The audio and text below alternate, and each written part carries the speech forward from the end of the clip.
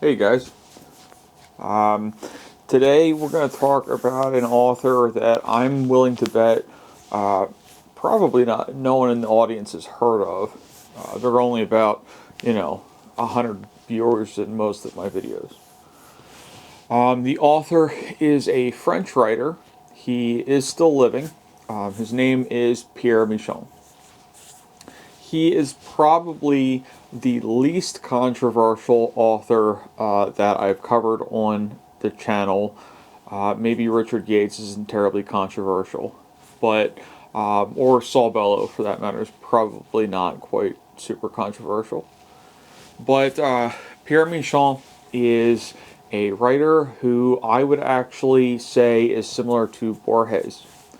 Jorge Luis Borges, the modernist who seemed to have foreshadowed the magical realist movement in South American literature, and who made some interesting formal decisions that did influence the postmodern movement in American literature.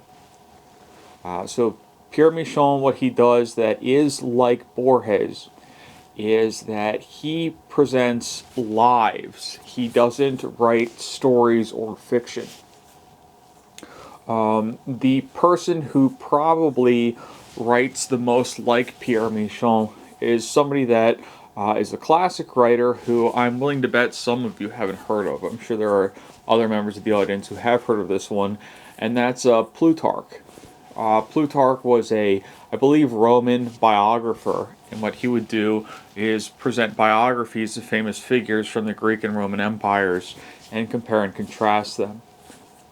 Pierre Michon is interesting because what he does is that often, rather than provide a direct biography of a famous celebrity, whether it be a painter or an author, he tends to focus on the least important people.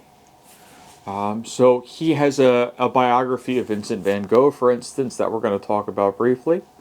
And that biography he actually tells from the perspective of one of Van Gogh's models.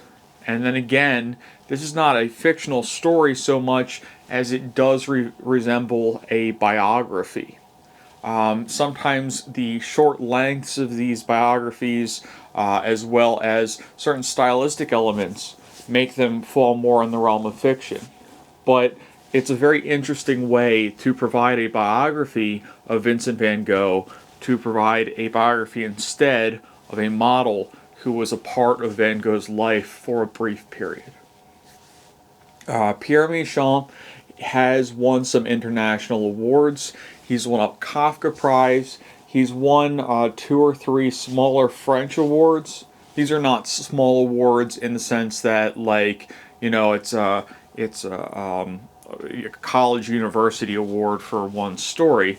But the December Prize, for instance, is not it's not the Goncourt. It's smaller than that. There are stories that Pierre Michon writes in different genres, and we're going to talk about that. But again, in general, Michon is not a terribly controversial writer. There was a movement, not a movement around him. There were a few people who were trying to push his books in English language markets a few years back. There was a New York Review of Books article that I read that mentioned Pierre Michon was actually how I was introduced to him.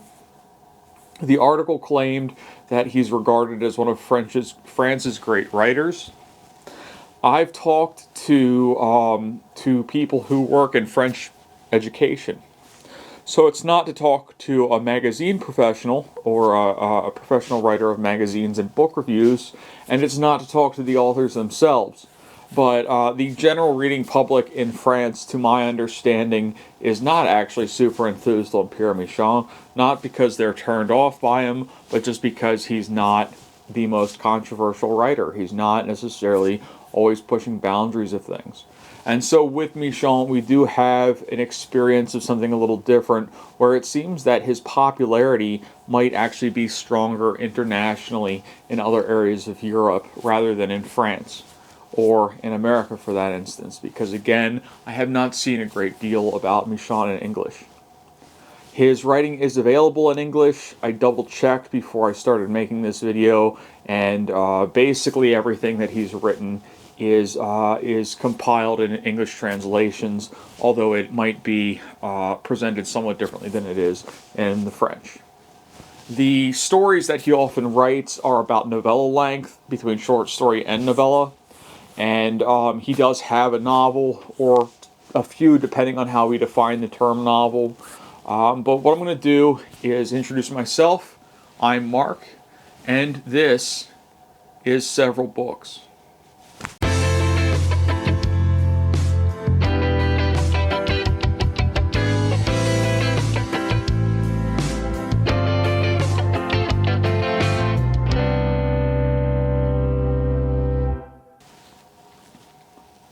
So I'm not going to go through Pierre Michon in a definite chronological order.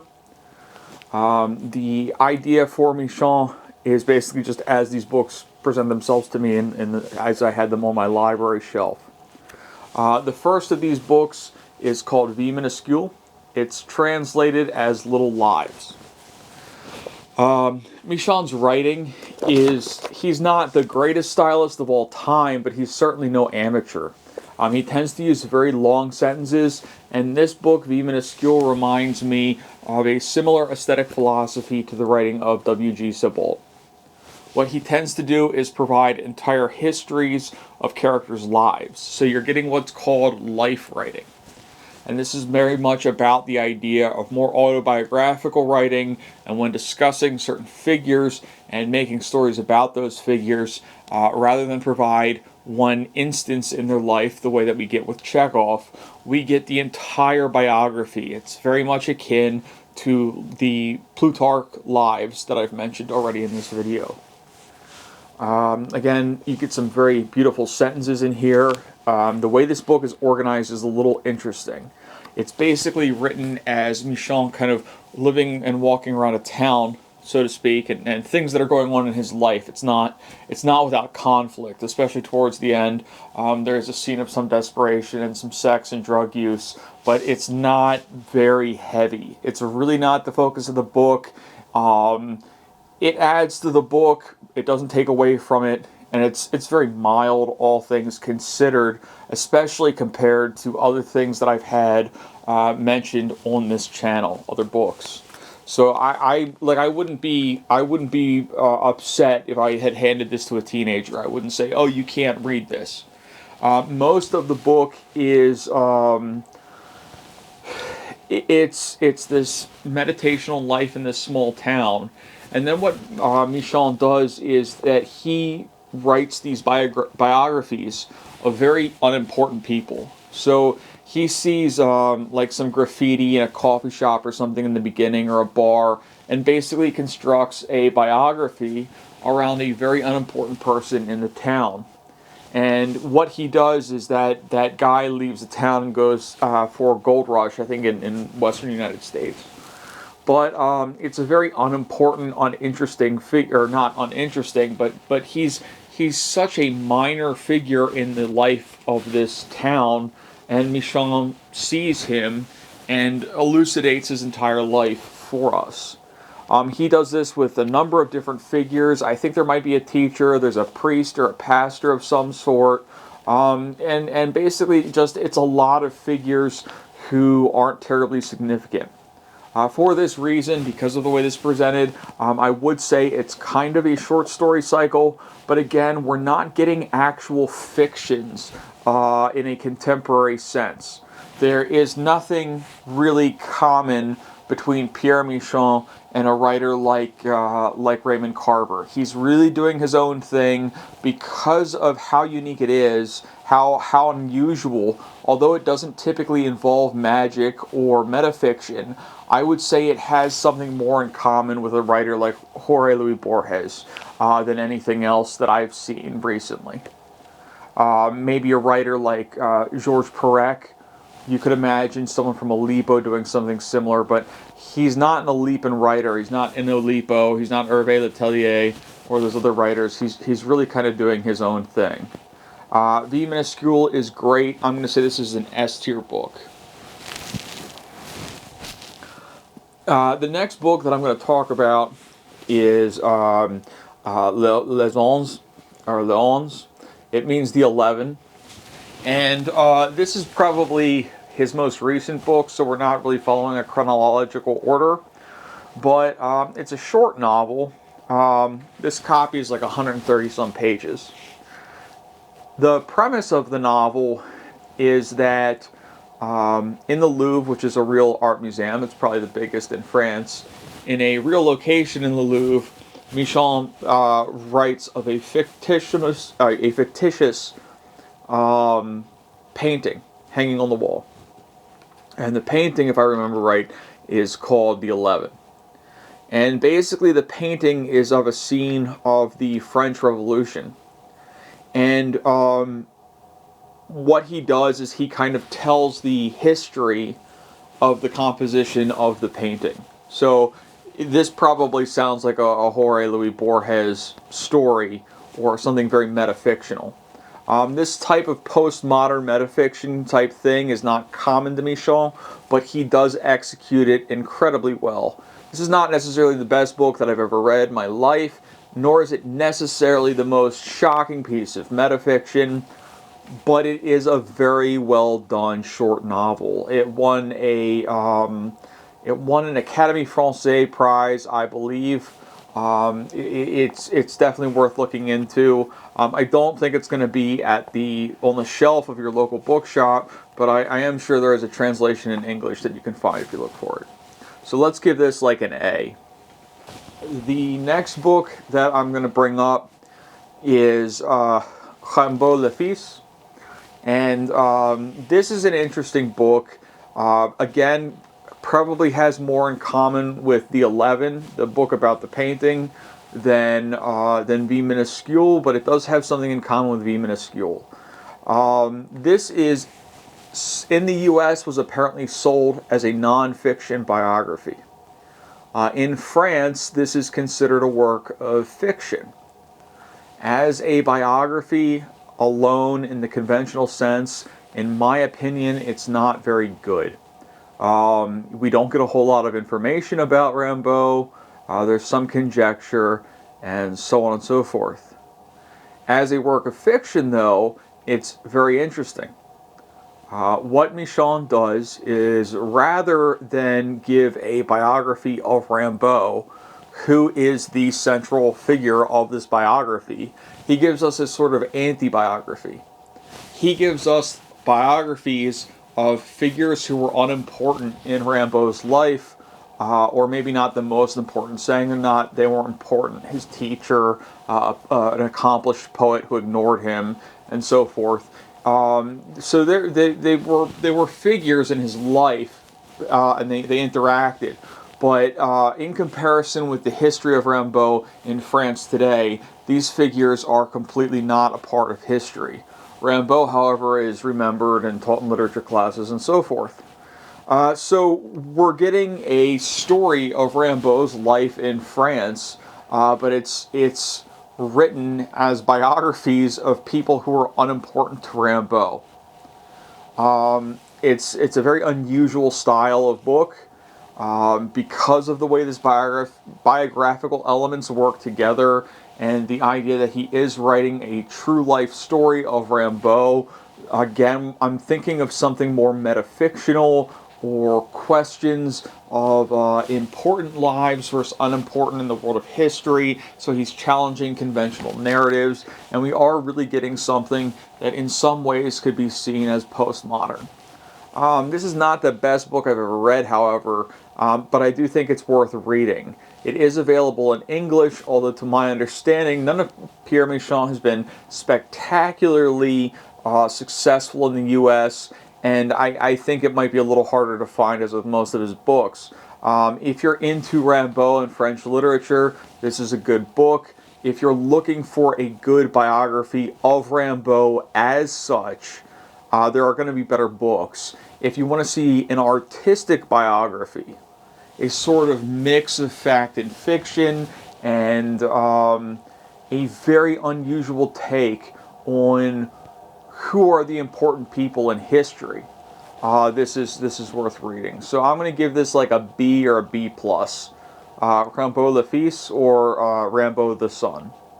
Okay, so there have apparently been more publications of Pierre Michon since I last checked in English, but again, Michon was one of the first French writers that I really latched onto. Aside from Vie Minuscule, which I read and loved, what I read was these two books. I read them as basically one book, but I read them together. In English, these are actually published as one book called Masters and Servants. And in French, it's La Vie de Joseph Roland, who was a model for Vincent van Gogh. I've talked about him already. And Masters and Serviteurs, or Maître et Serviteur, is biographies of famous painters. The first biography in Maître et Serviteur is Goya, and that's a more conventional style story in some senses. However, we are still getting some sort of claim to historical authenticity and something that resembles something possibly more metafictional in that work. I love this book. When I think of Michon, although I love Vie Minuscule, what I tend to think of is writing like this. Basically, these are biographies of famous painters. The biographies are not super long. We're talking like 20, 30 pages, except La Vie de Joseph Roland is a novella-length work in itself. The way that he tells his biographies is La Vie de Joseph Roland is a biography of Joseph Roland. But it's through the biography of Roland, what we're actually getting is a kind of distant look at how we understand Vincent van Gogh and celebrity and other questions of that nature. I love these books. I'm calling them one book because that's how it's sold in English. It's sold as Masters and Servants. And I'm going to say these two together are an S again. So I really like these books. I think it's a very unusual take on fiction. And the thing that it's most going to resemble that you've probably read before or heard of before is the work of W.G. Sebald. It's a little different. I think Sebald's probably a better writer, but Michon is a good writer. That's why I'm making this video. And these really are like an S-tier book. Okay, so the next book that I'm going to talk about, I don't know the exact publication order. I think it won a prize in France. In my opinion, it's not very. The stories aren't as significant as his writing on painters. But the book is called Corps du Roi, which means Corps du Roi, which means body of the king, basically. Like the Masters and Servants is biographical stories about famous painters. Corps du Roi is biographical stories about famous writers. If you see here, I've got a picture of Faulkner. I think there are other photos in here, but of course the writing is the main point. I don't think it's just one random photo of Faulkner, but I am having trouble locating. Here we've got a Samuel Beckett. So it's not every writer he discusses. He does write about numerous writers. I would say this is like a C plus or a B. I am really surprised that of all Michon's work, this would win a prize. He does seem somewhat ignored, but he's established. He's internationally got prizes, and he wasn't ignored in the French prize pool, of course. So that's Body of the King, or Corps du Roi. It is available in English. Again, I believe all of these are available in English.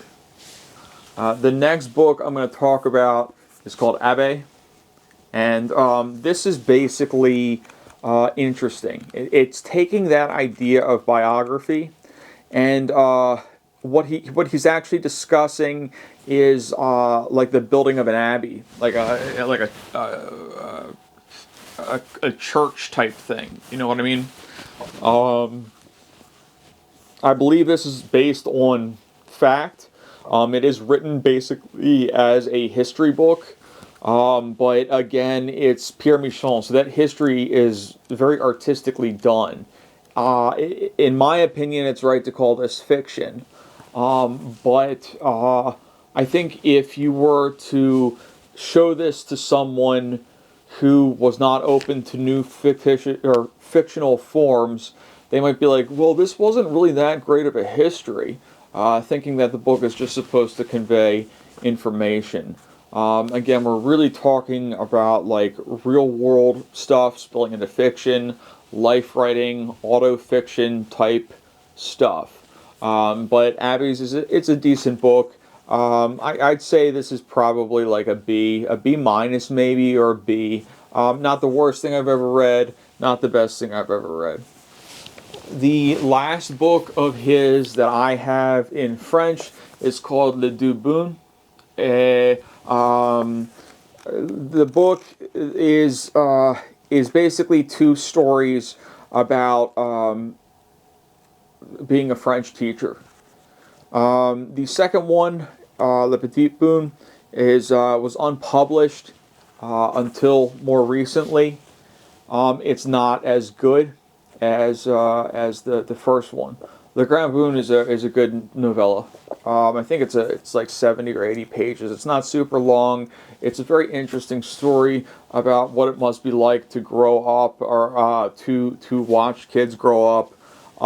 There's like a kid with there's a romance, and questions about the natural environment there, the parks and so on. But I would say this is probably like in the, say, B plus area. I forget what they're called in English, but I believe that both of these are available in English as well. You can double check that on the Wikipedia for Pierre Michon, and it'll tell you the translated titles. Okay. So that's Pierre Michon. He was a little bit difficult to learn to read French with, but I really enjoyed doing that. I don't think I've ever met anybody who has read Pierre Michon. I recommended him to some people in English, and they were able to find works, or one person was, and came back and said, "Oh, that was great. He really liked the book." I forget which one he read. I think it was Masters and Servants. I had a French teacher who was very aware of who he was, but wasn't really a big fan. She didn't think he was like terrible, but it was just like, I don't see why you're getting very interested into this guy. And that does give us some idea of what it must have been like for Faulkner, for instance. When Faulkner was writing in the United States, nobody really cared a super amount, but in Europe he was super celebrated. Again, I don't want to say that Pierre Michon is exactly on the same level as Faulkner. He's not. I don't think that he is totally earth-shatteringly new. But what I do think is that his use of the biography form is novel, very unusual. It is unique. I do think that he's making a contribution to what I've understood as the short story. So if you're also curious about what other countries have done with the short story, Michon does give us kind of a new idea of what short stories can be. It's definitely a sort of avant-garde. Typically, when I think of avant-garde writing, I think of something overly sexual or very choppy. And Michon is not that. He is, if anything, the opposite. He's very polished and so on. However, he's doing something new. This is not the way that people write short stories. This is not the way that people write biographies, and it's not the way that people write short stories. But somehow, when you read the book or one of his works, you're getting writing that doesn't do either of those, but somehow satisfies both categories of short story and biography. All right, guys. So I'm going to end it there. Thanks for everything, and you guys have a great day. Bye bye. Several books out.